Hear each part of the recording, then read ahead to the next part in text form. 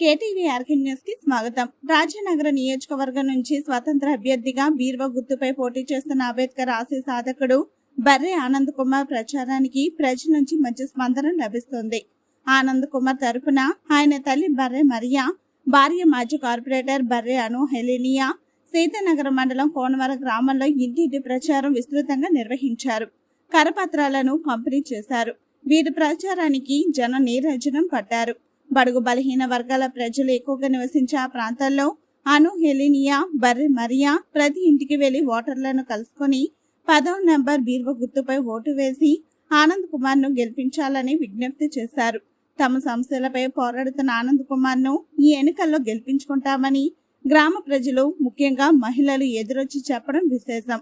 గత 12 సంవత్సరాలుగా బర్రె ఆనంద్ కుమార్ ఈ ప్రాంతంలోని బడుగు బలహీన వర్గాల ప్రజలకు ఎలాంటి కష్టం వచ్చినా అండగా నిలిచి సమస్య పరిష్కారానికి కృషి చేస్తున్నా అన్నారు.